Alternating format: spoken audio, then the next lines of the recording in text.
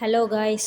நம்ம வீட்டில் இருக்க எல்லா வேலையும் கூட நம்மளால் வந்து தனியாக பார்த்துட முடியும். ஆனால் இந்த ஒரு வேலையை மட்டும் நம்மளால் தனியாகவே பார்க்க முடியாது. அது என்னன்னு பார்த்தீங்கன்னா, இந்த பெட் கவர் போடுற வேலை தான்.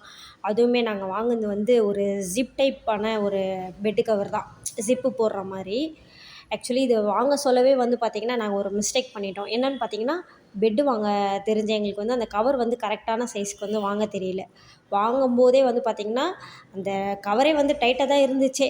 சரி வாங்கிட்டோம், வேறு வழி இல்லாமல் ரிட்டர்ன் பண்ண முடியாதனால, சரி அப்படி இப்படின்னு அட்ஜஸ்ட் பண்ணி வேறு போட்டுட்டோம் 2 பேரும் சேர்ந்தே. போடும்போதே கஷ்டமாக இருந்தது. சரி அட்லீஸ்ட்டு வாஷ் பண்ணியாவது வந்து போடலாம். ஏன்னா வாஷ் பண்ணால் வந்து காட்டன் வந்து லூஸ் ஆகிடும் அப்படின்றதுனால, சரி வாஷ் பண்ணி போடலான்னு பார்த்தா அப்பயுமே கஷ்டமாக தான் வேறு இருந்தது.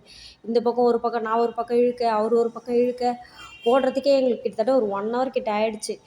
ஏன்டா இதை வாங்கினோம் அப்படின்ற மாதிரி.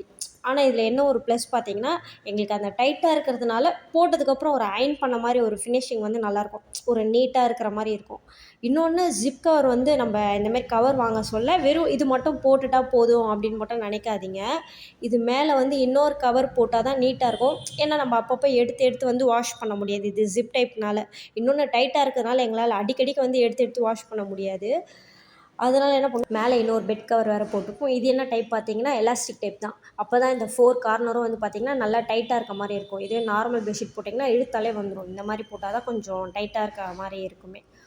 எப்படியோ நாங்கள் 3 பேர் சேர்ந்து இந்த பெட் கவரை வந்து ஒரு வழியாக வந்து போட்டுட்டோம். உங்களுக்கு இந்த வீடியோ பிடிச்சிருந்தா லைக் பண்ணுங்கள், ஷேர் பண்ணுங்கள், கமெண்ட் பண்ணுங்கள். தேங்க்யூ.